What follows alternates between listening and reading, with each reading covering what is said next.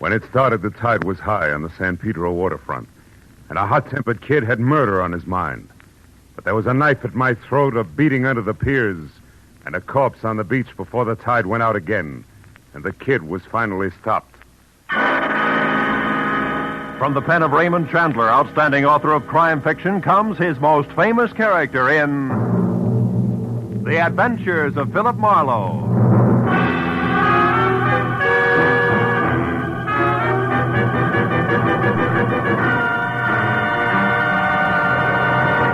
Now, with Gerald Moore, starred as Philip Marlowe, we bring you tonight's exciting story, Night Tide.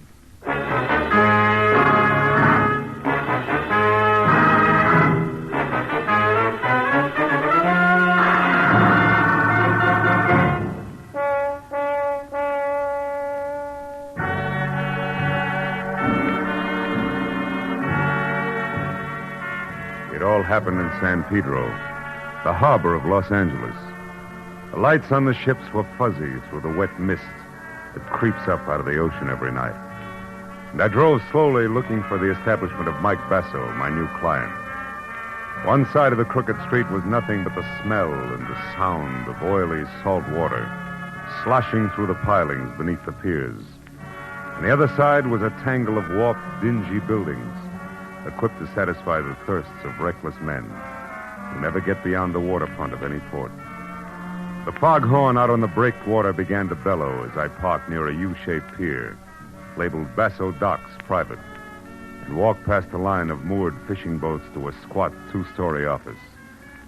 The bottom floor was dark, but the second floor had lights on. So I started up the steep wooden stairs and was halfway to the top when I caught the voices. I don't want dumb excuses, John. One I'd already heard over the phone when I was hired. It was my client, Mike Basso. But you'll make them jump or I'll get somebody who can. These boats got to be handled faster. Why, even the crook Johnny Dyke was better on this job than you are. Johnny Dyke? Why, I oughta... not. Get out of my way. The big guy with the Latin jaw shoved past me and stomped down the stairs. So I went on up into the office. Mike Basso looked like a block of concrete, his 220 thick pounds hunched over a scarred, roll-top desk. And as I walked in, he swung a heavy bulldog head around and glared at me. You never heard of knocking first, I guess. You Marlowe? That's right. The moose that just left here got me all out of the mood for courtesy. That's Sharky, my crew pusher. Yeah. Good man, but slow. Come here. Sit down. We got other business. Have a drink cognac. Thanks. Okay? Now, there's a hothead punk by the name of Johnny Dyke. I sent him to prison 3 years ago for stealing money from me. I made it as tough as I could for him. Any special reason why? Sure. Because I trust a fellow who works for me. Uh-huh. Johnny Dyke used to have Sharky's job, but he took advantage. When the police grabbed him and found my money in his own house, he squealed like a pig and said he was framed. Like all cheap punks do. How does this get around to you wanting a private investigator? Because Johnny Dyke is out of prison. Got out yesterday on parole. And he's back in town now. Hey, you. What you looking at? Your clock. How come it says 11:30 or 20 to 8? It's electric. It was turned off last night, and I didn't start it yet. Now, look.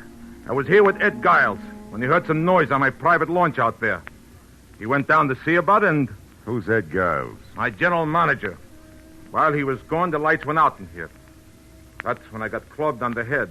When I went down, I got kicked around. Plenty. I'd be killed right now, but Sharky happened to come along, and the guy was scared off of me. Well, did you happen to see who it was? No. Ed Giles did. He got a good look. He admitted it. Only he claims he don't know who it was. But he lies. On account of he's an old friend of Johnny Dyke's. Well, maybe Giles isn't lying. What makes you so certain it was Johnny who slugged you? They found this. Just a book of matches, huh? Mm-hmm. But see how the edges are crimped. Johnny Dyke always did that. He's nervous, all the time fidgeting. Sure. He might as well have left his calling card for me. It was Johnny, all right. Okay, Basso, but before you get too far in, I'll tell you something. I don't go in for bodyguarding. Who wants a bodyguard? Here's what you do, Marlowe. Find that punk, See what he's got in mind. He beat me up once. Maybe that's all he wants. Or maybe he's coming back to put a knife in me. Just find out and let me know. That's all.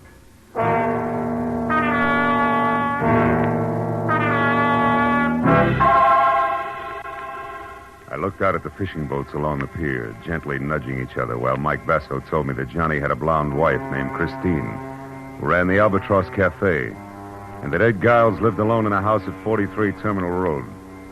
That was enough for a starter. So I said I'd keep in touch and left. As I walked off the pier, the blinking neon light from the sign across the street made a swirling green veil out of the mist between me and my car. So I almost got up to it before I saw her, leaning lazily against the door on the driver's side. A girl in a tight black silk dress, cheap fur jacket, and double ankle-strap spikes. She smiled with one corner of her red mouth as I walked up to her and stopped. Hello, sugar. Hiya, sweetheart. The name's Ginger. Oh, that's too bad. Ginger always gives me hives. Don't be like that. What did Mike Basso have to say? Yeah, we were talking business, baby, that's all. Say, tell me, which way to Terminal Road? It intersects about 10 blocks down. Mm-hmm. What's the number? 43. Oh, you want to turn right then. Ed's place is a cozy, secluded one by the water. Oh, thanks. You know Mr. Giles, huh? Yeah, he's around Mike all the time. He's nothing. Well, I'll see you around. So long, handsome.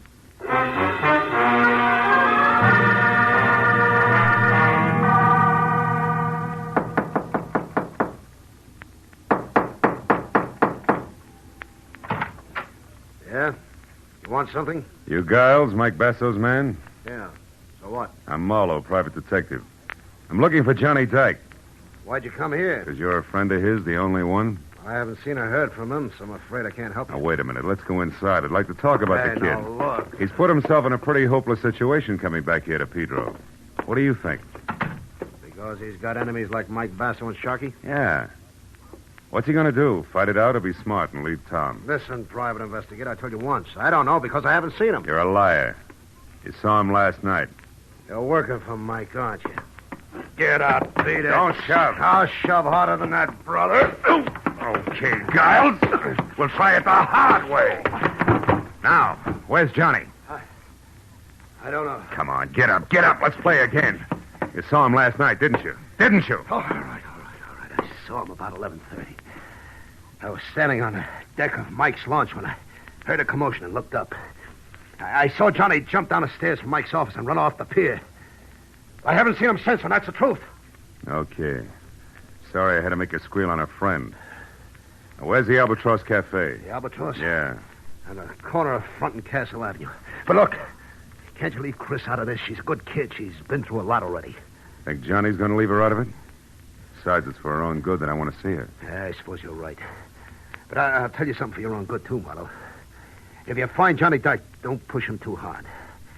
He was tough before he left. Now he'll have rawhide for brains. Depend on it.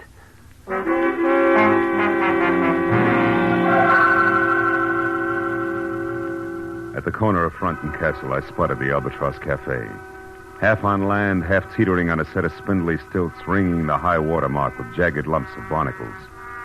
I parked down the street and started back when the door swung open and the lantern-jawed moose Sharkey lumbered out. I watched him cross the street without seeing me and disappear between two buildings.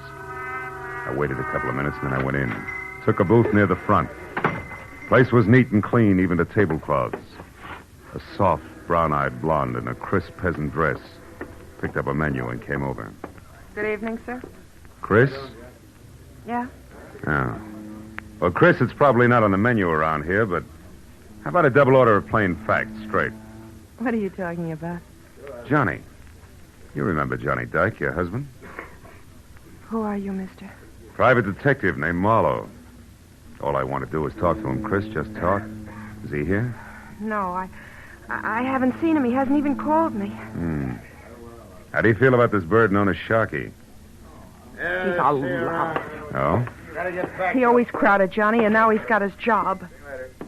I hear he knows something. Have you seen him lately? No, I haven't. That's funny. He just left here. Okay, so I'm a liar. Maybe you're just blind. I've heard that love does that, baby. Maybe. Is there any skin off your nose? No. Cigarette? Then how about a match for me, huh? I suppose so. Let's see. Yeah. Here. Thanks. Hey, these are cute. That crimp border around the edge, especially. The one put there by somebody's jittery thumbnail, huh? Listen, Maybe your eyes are bad. Maybe not, Chris. But you better do something about your nerves. They're shot. Good night, baby.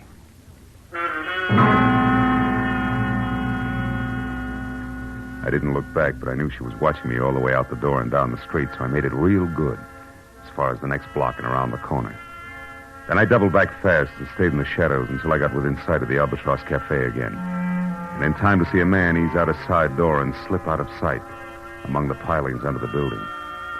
I moved in closer and found a rickety trail of greasy planks that led out through the forest of slimy pilings under the piers. I'd have felt better on a tight rope, but it was home ground to Johnny Dyke. I felt my way slowly along the slippery planks. And from behind the piling, an arm like steel springs snapped under my chin while a hand pressed the point of a long, thin knife with a curved white handle up against my throat. You said you wanted to talk to me, Marlowe, so talk. But fast, because I don't have much time. Ease up on my throat, will you? Okay. There. Now, you're a sucker. Why don't you try to give up? Trying to even the score. Get out of town and forget it.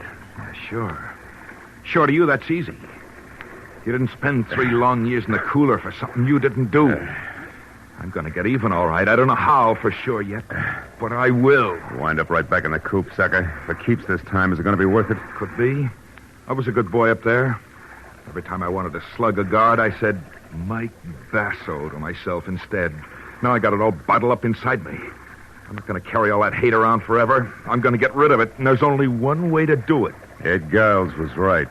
You've got rawhide for brains. You better put the knife away, Johnny. I think we got visitors. Sure we have, Marlowe. Rats. Big ones. The piers are full of them. You should feel right at home, Just punk. don't sleep too long, pal. Oh!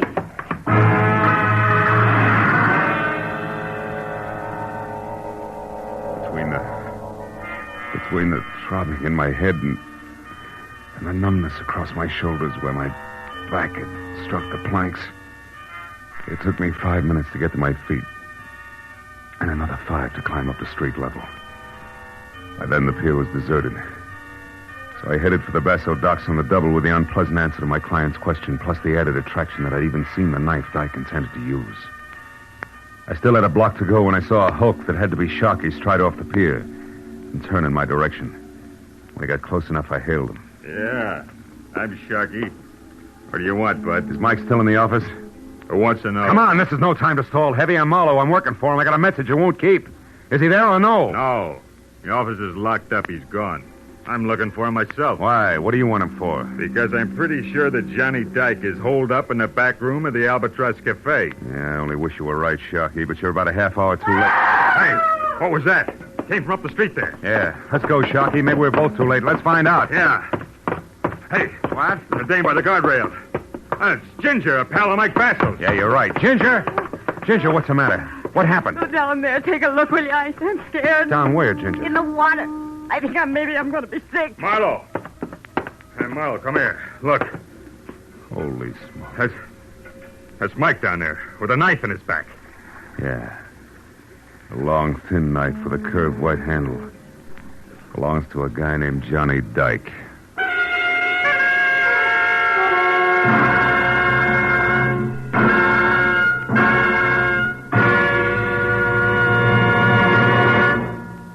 In just a moment, the second act of Philip Marlowe. But first, he may be a close neighbor of yours. At least he lives quite near you. You go to the polls, you elect him, you bid him farewell, trusting him to represent you in Washington.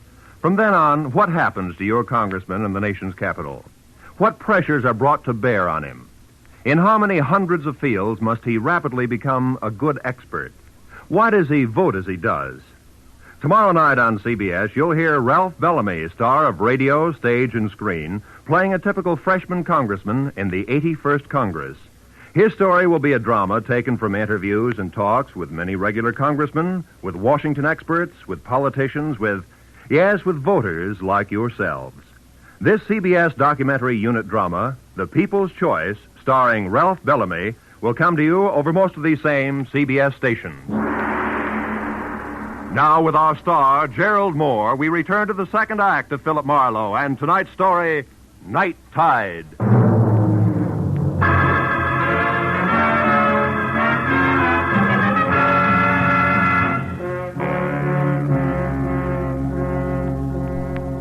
Lying with his face muzzled into the sand and the rest of him half submerged in the shallow lapping water, Mike Basso was violent death at its ugliest. Ginger turned and walked slowly away from us, trembling like a wino caught in the morning sun. But I told Sharky to go get the police. And I headed for the Albatross, where I figured I might get a lead on Mike Basso's murderer. When I got there, I skipped the formality of the front door and quietly moved around to the back, where I entered without knocking and made my way along a narrow, dusky corridor as far as a half-open door labeled Private, where I met Christine Dyke talking on the telephone.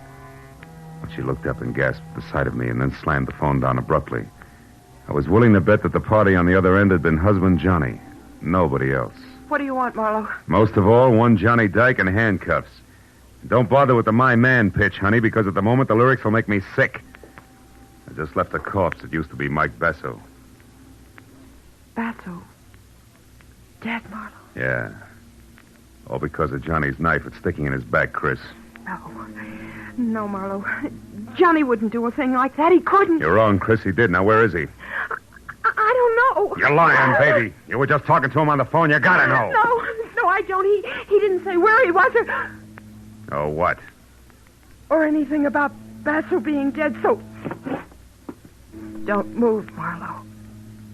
Well, husband with knife, wife with gun. Charming couple. Never mind that. I'm not going to see Johnny in trouble again for something he didn't do. So get in that closet, Marlowe, where you'll be out of the way. Now. All right. In it is. But first, baby, a word of advice. He isn't worth it, believe me. I don't. So get in and keep your mouth shut. The closet in Chris's office, which doubled as a storeroom for the restaurant, had no window and a 3-inch thick oak for a door. So I was 20 minutes as a one-man mob scene bouncing the inventory around before I was heard. And a little man with a big meat cleaver who belonged in the kitchen opened up and demanded to know what I was doing in there. I heaved the number 10 tomato juice can at him for an answer, started running, and didn't stop until I was outside, in my car, and pointed for Ed Giles' cottage. The only other place I knew where Johnny Dyke might go for help.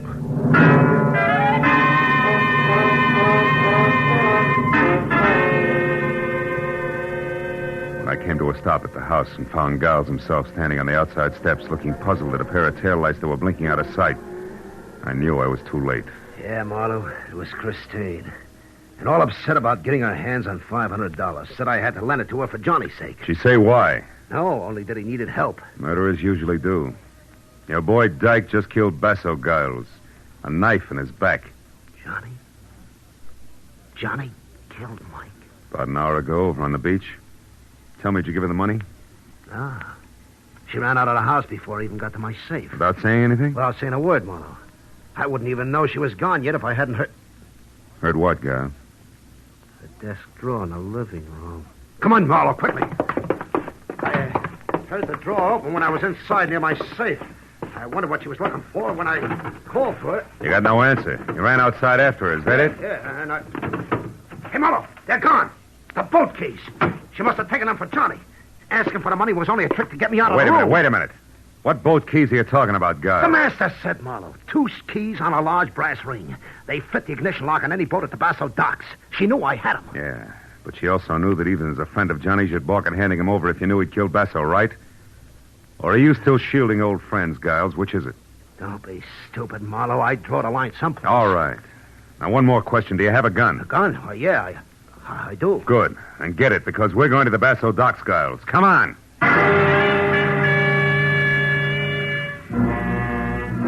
Both piled into my car, and in something less than 10 minutes, ripped through the wide, empty streets to the Basso docks, which were 2 parallel piers set about 100 feet apart.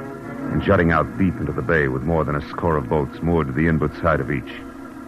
But when we were out of the car and saw nothing of Johnny Dyke or the girl, and heard no sound other than the dull thump of wood on wood and the rhythmic slap of water against the hulls, I decided that we should split. And I told Giles to search one pier carefully while I took off for the other.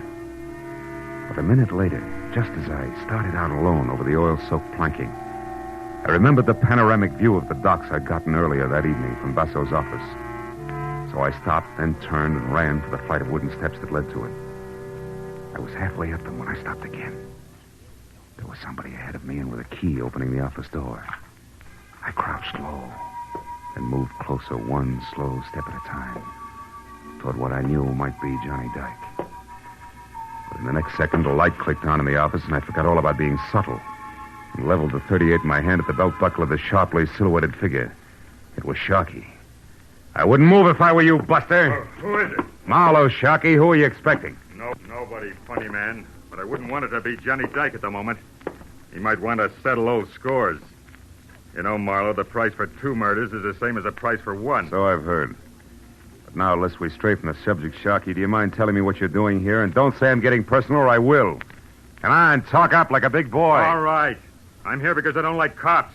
And right now they're down on the beach swimming around Basso's body like kids around a maypole.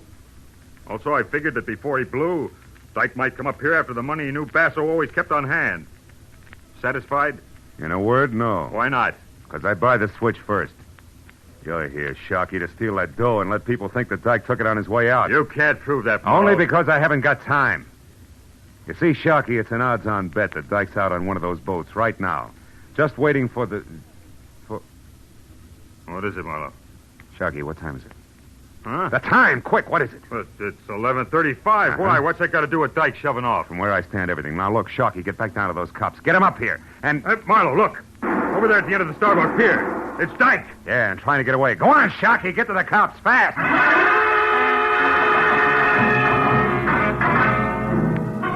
I took the wooden steps back down to the docks 3 at a time and then raced across the starboard pier and out on the length of it until I was close enough to the end, where I could see Johnny Dyke climbing over one of the boats.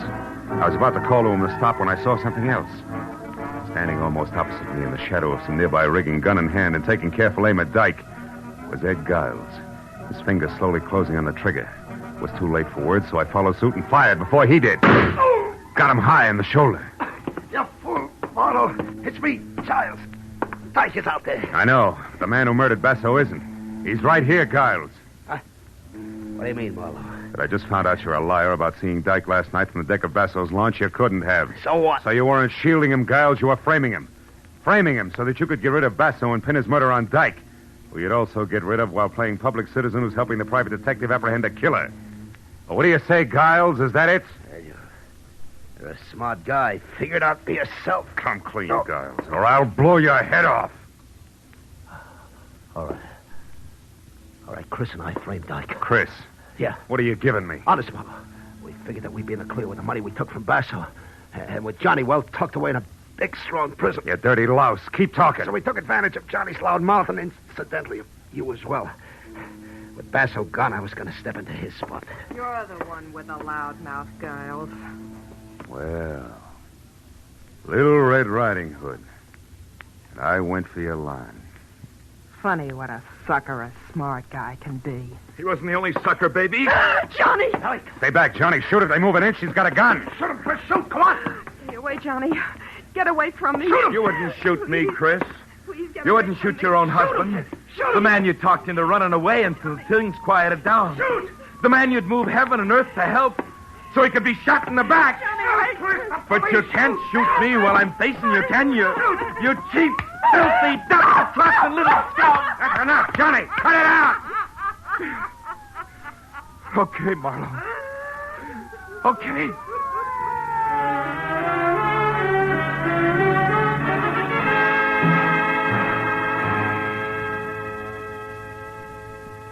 It was a long hour of questions and answers before the police were finished. And they'd left with Chris and Giles in tow. Johnny and I were standing alone out on the end of the pier, where I was looking down into the shallow black water below and listening to him try to convince himself that the whole night had been something more than a bad dream. Chris against me. Giles against me from the very beginning, Marlowe. That's right. Giles because he wanted to be in Basso's place.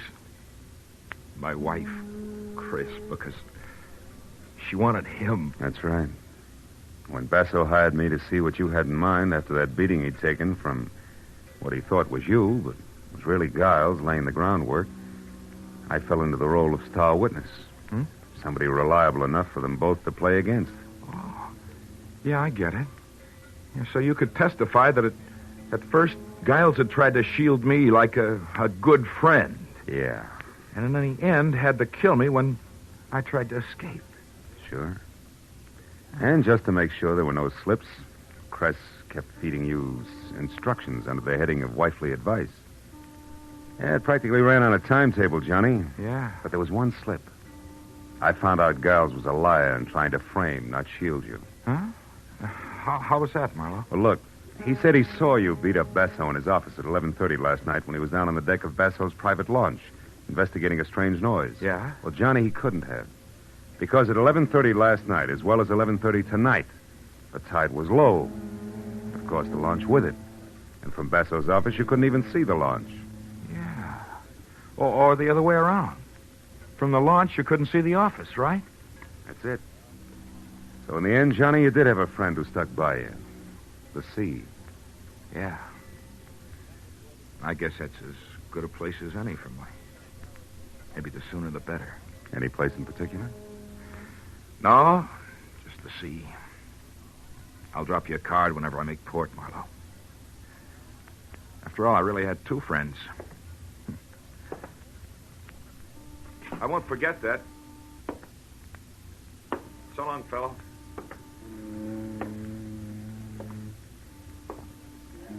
I watched him walk away until he'd gone the length of the empty pier and was swallowed up in the emptier night. Then I turned back to the shallow black water beneath me, which, where the sea and the land were close to meeting, was coated thick with oil and dirty and almost stagnant. And I thought a lot about Johnny, people like Chris and Giles he'd mixed with and trusted. I felt sorry for him. But then I looked up a little, away from the water at the pier and out toward the open sea where it was deeper, cleaner. And the further I looked, the cleaner it seemed to be. Then I remembered that was where Johnny Dyke was heading. And I felt better.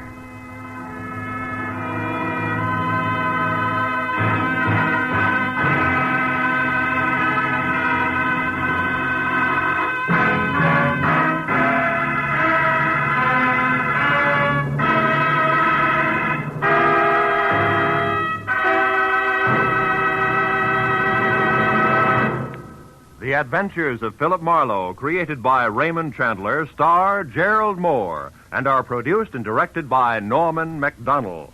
Script is by Mel Donnelly, Robert Mitchell, and Gene Levitt. Featured in the cast were Michael Ann Barrett, Lou Krugman, Howard Culver, Frank Gerstle, Georgia Ellis, and Frank Richards. The special music is by Richard Orant.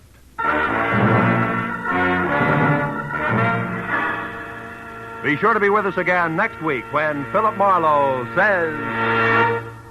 I was hired to find a thief, and I did. 8,000 miles away from home. But first, I found a hammy Othello, a lush with a Luger, and a fresh corpse in the closet. All because the only woman in sight wouldn't play fair.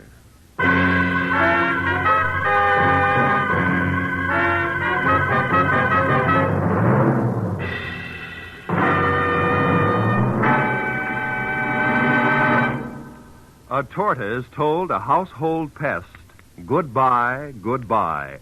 And M.D. said, you'll pass the test, up in the sky.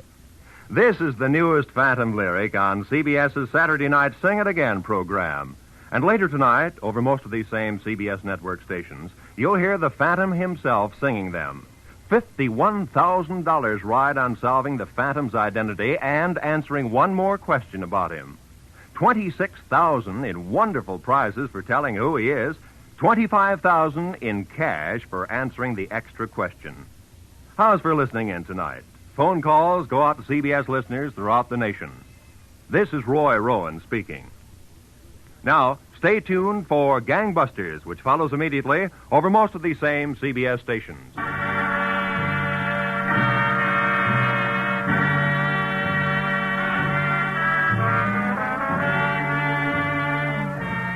This is CBS, the Columbia Broadcasting System.